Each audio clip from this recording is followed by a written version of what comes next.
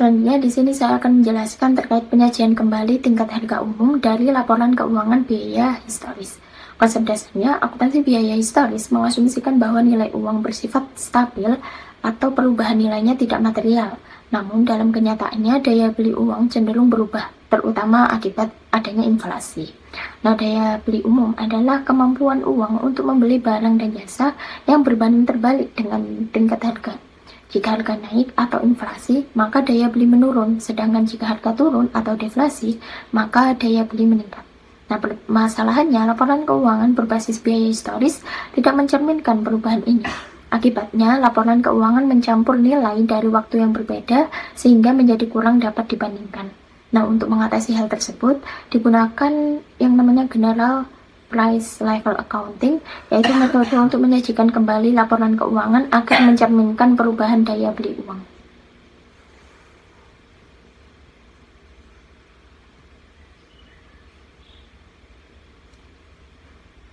Lalu konsep general price level accounting. General price level accounting adalah pendekatan yang bertujuan untuk menyajikan kembali laporan keuangan berbasis biaya historis ke dalam satuan daya beli yang seragam. Nah, penyesuaian dilakukan dengan menggunakan indeks harga umum, yaitu perbandingan tingkat harga pada periode tertentu dengan periode dasar, atau base year sama dengan 100. Nah, dengan metode ini, seluruh elemen laporan keuangan dinyatakan dalam unit daya beli yang sama, biasanya berdasarkan kondisi pada akhir periode pelaporan. Lalu, terdapat klasifikasi elemen neraca. Nah, dalam pendekatan ini, elemen neraca diklasifikasikan menjadi 3. Yang pertama, monetary items atau M, yang terdiri atas kas, piutang, dan utang, jadi nilainya tetap dalam satuan uang. Yang kedua ada non-monetary items, lambangnya N, terdiri atas aset tetap dan persediaan, jadi nilainya berubah mengikuti harga. Dan yang ketiga ada equity dengan lambang R. Persamaan dasarnya M ditambah N sama dengan R. Nah, setelah mempertimbangkan perubahan tingkat harga, penyesuaian terutama dilakukan pada pos non-moneter serta pengakuan keuntungan atau kerugian daya beli atau monetary gain or loss.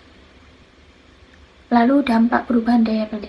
Nah, perubahan tingkat harga itu menimbulkan beberapa implikasi yang penting. Yang pertama, aset moneter yang terdiri atas kas dan piutang itu mengalami kerugian daya beli saat inflasi. Yang kedua, liabilitas moneter atau utang itu menghasilkan keuntungan daya beli saat inflasi. Nah, hal ini terjadi karena nilai real dari uang yang jumlahnya tetap berubah akibat inflasi. Lalu, prosedur penyajian kembali. Langkah-langkah dalam melakukan general price level restatement itu yang pertama menggunakan laporan keuangan berbasis biaya historis sebagai dasar. Kedua, menentukan indeks harga umum yang relevan dan konsisten. Ketiga, mengklasifikasikan seluruh pos menjadi moneter dan non-moneter. Keempat, menyesuaikan pos non-moneter menggunakan faktor konversi berdasarkan indeks harga. Dan yang kelima atau yang terakhir itu menghitung keuntungan atau kerugian daya beli atas pos moneter.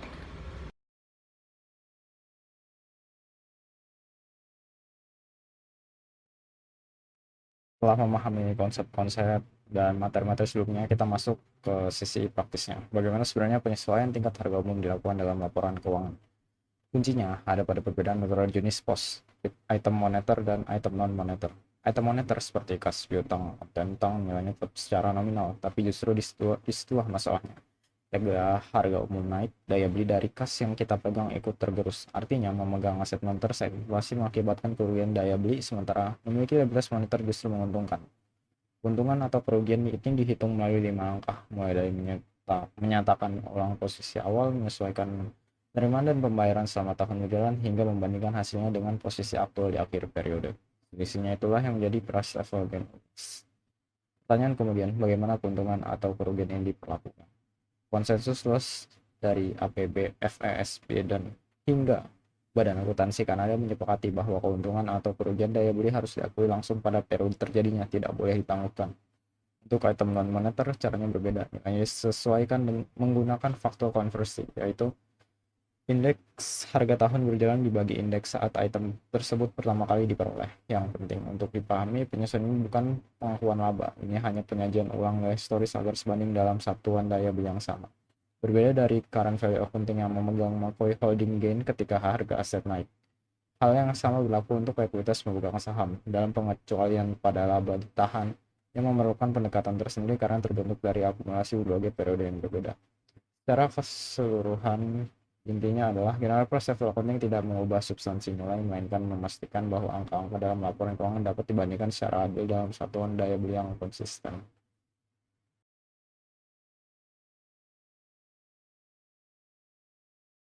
Dalam konteks akuntansi, untuk perubahan harga, aset, dan liabilitas dikelompokkan menjadi dua kategori utama.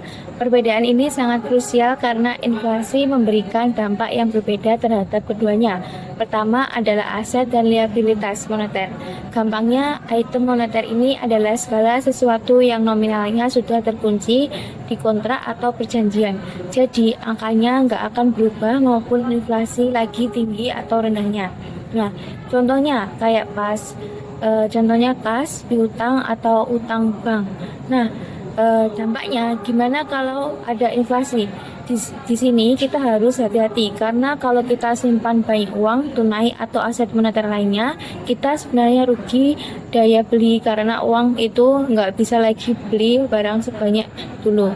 Tapi uniknya kalau kita punya banyak utang di masa inflasi, kita malah dapat berkah atau keuntungan daya beli karena nanti kita bayar utangnya pakai nilai uang yang sudah turun atau lebih murah dibandingkan pas kita pinjam di awalnya.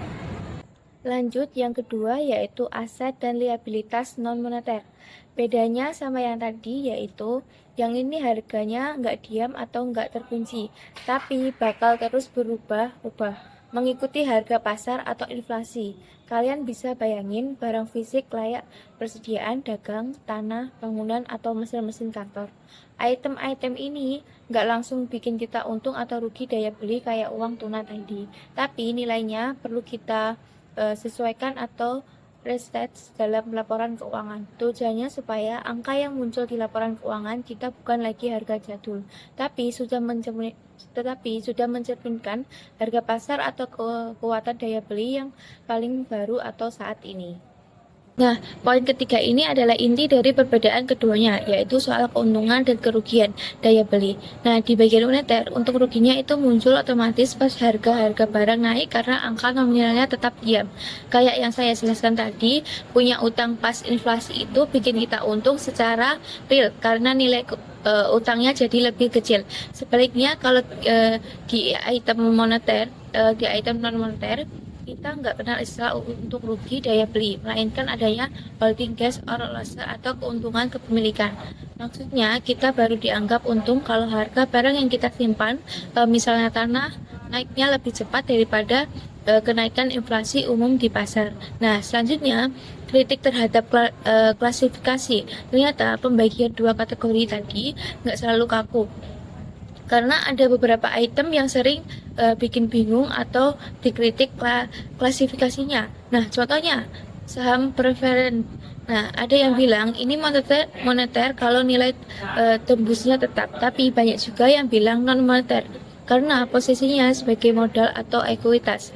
Nah, terus ada juga soal persediaan barang. Nah, harusnya kan ini non moneter karena harganya berubah-ubah. Tapi kalau kita sudah punya kontrak yang harganya dikunci dari awal, sifatnya mahal, malah jadi mirip item moneter karena nilainya nggak bisa gerak lagi. Nah, jadi dalam prakteknya kita harus jeli melihat sifat asli dari tiap akun tersebut.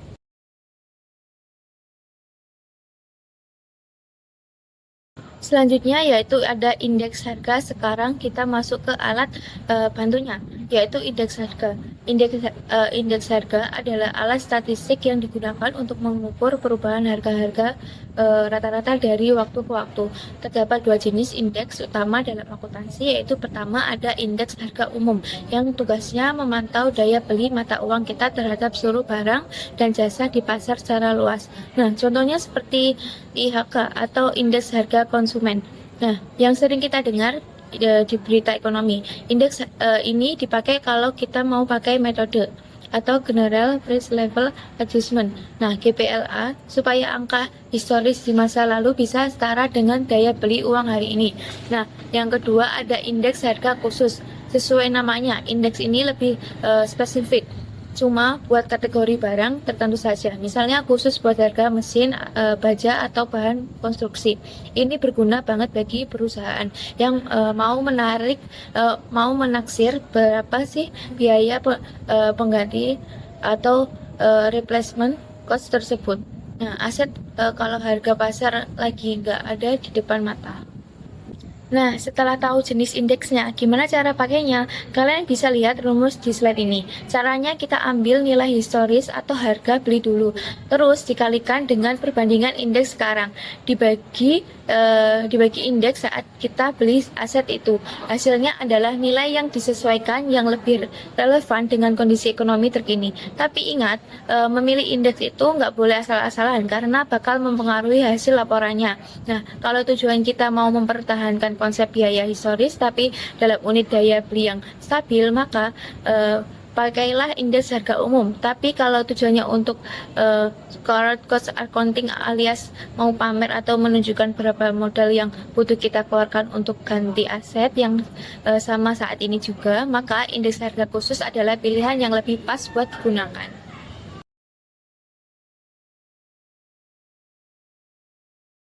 Selanjutnya saya akan membahas terkait dengan akuntansi tingkat harga umum atau General Price Level Accounting. Jadi, akuntansi tingkat harga umum adalah cara untuk menyesuaikan laporan keuangan terhadap inflasi atau kenaikan harga barang secara umum. Nah, hal ini dilakukan dengan tujuan agar semua angka dalam laporan keuangan itu menggunakan satuan daya beli yang sama. Misalnya nih, bayangkan kita lagi mencatat laporan keuangan dari tahun 2010 hingga tahun 2025. Nah, pada tahun 2010 itu dengan harga 10.000 bisa membeli 10 roti. Namun di tahun 2025 dengan harga yang sama yaitu 10.000 itu hanya bisa membeli 2 buah roti saja. Nah, kalau kita menjumlahkan begitu saja hasilnya tidak akan akurat karena nilai uangnya itu berbeda. Nah, dalam akuntansi tingkat harga umum ini, itu menyesuaikan semua angka ke nilai uang yang saat ini. Kemudian di sini diberikan ilustrasi dari perusahaan Pixar. Yang diketahui dengan data dasarnya, yang pertama ada indeks harga pada tahun 1996 per 31 Desember dengan nilai 100. Kemudian indeks harga 31 Desember tahun 1996 dengan nilai 180. Kemudian indeks harga rata-rata pada tahun 1996 dengan nilai 120. Kemudian ada indeks harga saat pembelian persediaan dengan nilai 150. Metode persediaan yang digunakan adalah metode LIFO dan metode depresiasi yang digunakan adalah garis lurus selama 5 tahun. Kemudian di sini juga disajikan prosedur atau langkah-langkah cara untuk mengubah laporan keuangan dari harga historis ke tingkat harga umum. Langkah yang pertama adalah menyusun ulang neraca tahun 1995 ke tingkat harga 1996. Langkah yang kedua adalah menyusun ulang neraca tahun 1995 ke tingkat harga 1996 dengan laba ditahan sebagai angka penyeimbang. Kemudian langkah yang ketiga adalah menyusun ulang laporan laba rugi tahun 1995 ke tingkat harga tahun 1996. Kemudian langkah yang terakhir adalah menghitung keuntungan dan kerugian moneter akibat perubahan tingkat harga umum. Selanjutnya pada slide ini sudah disajikan hasil dari langkah-langkah penyusunan laporan keuangan yang sudah saya paparkan di slide sebelumnya. Untuk hasil dari langkah yang pertama, di sini terdapat comparative balance sheet. Jadi perusahaan Pixar ini mulai berdiri dan mulai beroperasi pada tanggal 31 Desember 1995. Nah, pada saat itu juga dia menyusun balance sheet atau neraca. Kemudian 1 tahun setelahnya, yakni pada tanggal 31 Desember 1996, dia juga membuat balance sheet. Jadi kedua neraca ini disandingkan atau dibandingkan untuk melihat kondisi neraca pada saat perusahaan itu baru saja berdiri atau baru saja beroperasi, dan setelah 1 tahun perusahaan itu berjalan. Nah, pada tahun 1995 di sisi debit itu perusahaan mempunyai aset sebesar 30.000, inventory 30.000, tanah 40.000, peralatan dan perlengkapan 50.000. Jadi total asetnya itu sebesar 150.000. Kemudian di sisi kredit, perusahaan memiliki utang sebesar 50.000 dan modal saham 150.000. Sementara untuk laba ditahan atau retain earning-nya itu masih nol karena perusahaan kan baru saja memulai operasionalnya.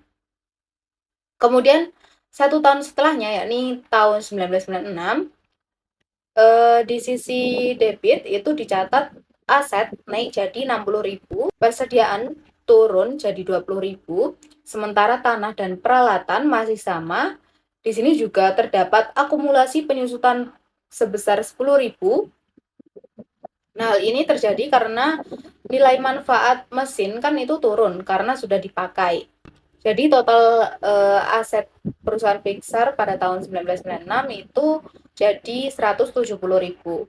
Kemudian di sisi kredit, utang itu tetap sama, yakni 50.000, modal tetap 50.000, dan ada laba ditahan sebesar 10.000. Ini artinya perusahaan untung dan labanya disimpan dan tidak dibagikan ke pemilik. Jadi menghasilkan total yang sama antara kredit dan debit sebesar 170.000 pada tahun 1996. Kemudian untuk langkah yang kedua, di sini outputnya adalah income statement atau laporan laba rugi untuk periode tahun 1996. Nah, dari income statement ini bisa dilihat bahwa selama 1 tahun masa operasional, perusahaan itu berhasil menjual 5.000 unit barang dengan harga $40 per unitnya. Maka total uang yang masuk dari penjualan tersebut adalah sebesar $200.000. Kemudian biaya untuk membeli atau memproduksi barang tersebut adalah 58.000. Jadi laba kotornya adalah sebesar 142.000. Nah, setelah dikurangi biaya operasional seperti penyusutan mesin sebesar 10.000, bunga utang sebesar 5.000, dan biaya administrasi 117.000, maka total biaya operasionalnya adalah 132.000. Nah, hasil akhirnya laba bersih perusahaan adalah sebesar 10.000. Kemudian untuk langkah yang ketiga adalah menyusun ulang laporan laba rugi tahun 1995 ke tingkat harga tahun 1996.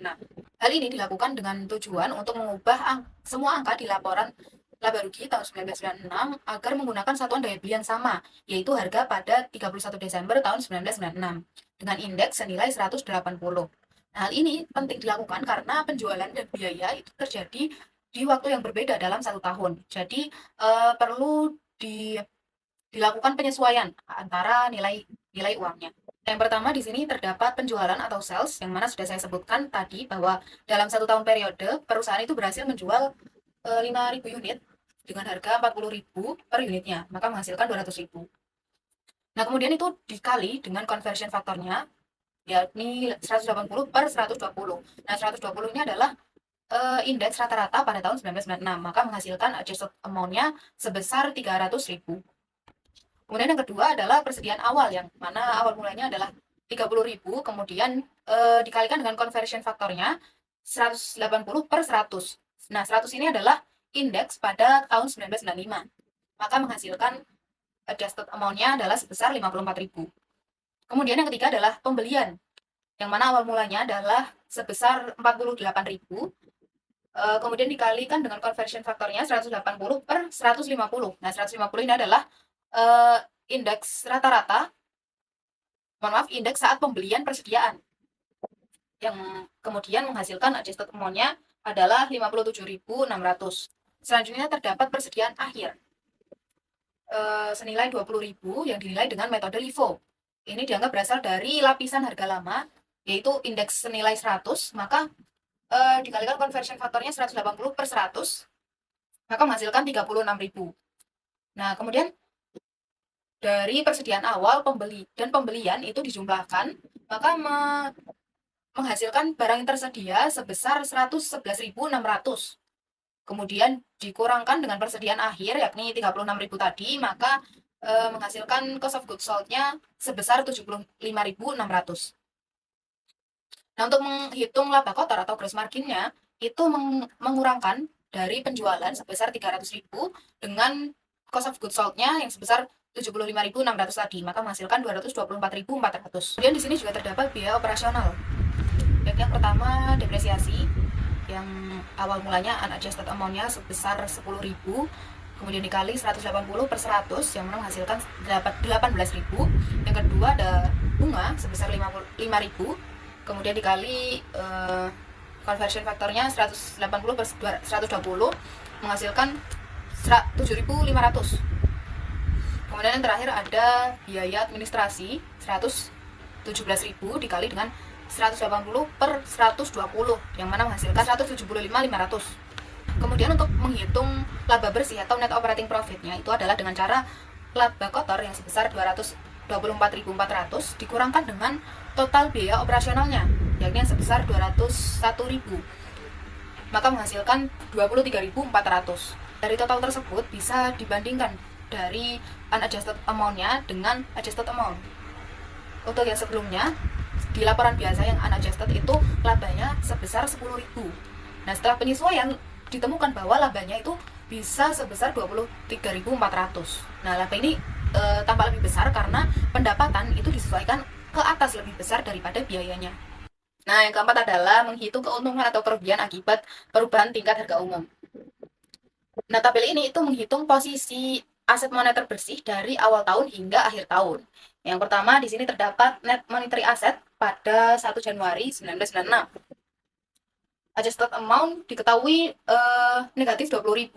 Nah, hal ini itu berasal dari neraca awal yang tahun 1995 tadi. Kan tadi kasnya diketahui 30.000 dengan utang 50.000. Jadi bersihnya itu negatif 20.000. Artinya lebih banyak utangnya. Kemudian disesuaikan dikalikan dengan conversion faktornya 180 per 100 yang mana menghasilkan negatif 36.000. Nah, hal itu artinya posisi utang bersih yang ada di awal tahun jika dinilai dengan harga di akhir tahun setara dengan utang sebesar 36.000. Begitu. Kemudian di sini terdapat add monetary receipt penjualan selama 1996. Adjusted amount-nya sebesar 200.000. Kemudian dikalikan dengan conversion faktornya 180 per 120 menghasilkan 300.000. Artinya ini kas masuk dari penjualan sepanjang tahun terjadi merata dengan memakai indeks rata-rata 120. Nah, kemudian terdapat net monetary item sebelum pembayaran. Untuk unadjusted amount-nya itu kan tadi minus 20.000 ditambah dengan 200.000 menghasilkan 180.000. Kemudian yang adjusted amount-nya negatif 36.000 ditambah 300.000 menghasilkan 264.000. Kemudian dari net monetary items itu dikurangi dengan monetary payment atau pengeluaran kas. Nah, di sini ada jenis-jenis pengeluaran atau biayanya, yakni yang pertama pembelian sebesar 48.000 dikalikan dengan conversion faktornya 180 per 150 menghasilkan 57.600. Kemudian ada interest sebesar 5.000 dikalikan dengan 180 per 120 menghasilkan 7.500. Kemudian ada selling and administrative expense sebesar 117.000 dikalikan dengan 180 per 120 yang mana menghasilkan 175.500. Jika monetary payment itu semua dijumlah di total, maka menghasilkan yang pertama yang unadjusted amount-nya itu sebesar 170.000, sementara di adjusted amount-nya sebesar 240.600. Kemudian untuk menghitung computed net monetary asset pada 31 Desember 1996 itu bisa dengan cara mengurangi net monetary items yang mana totalnya tadi 264.000 dikurangkan dengan total monetary payment-nya yakni sebesar 240.600 tadi yang mana menghasilkan 23.400. Dan terdapat actual net monetary asset ini sebesar 10.000. Nah, dari mana 10.000 ini?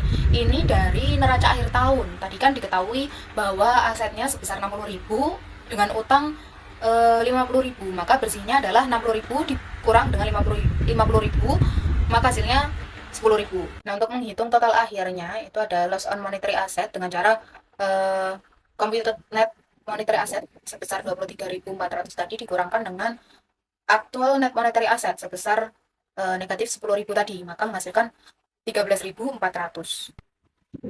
Itu artinya terdapat kerugian moneter sebesar 13.400. Terakhir saya akan menjelaskan terkait kontroversi seputar relevansi akuntansi tingkat harga umum.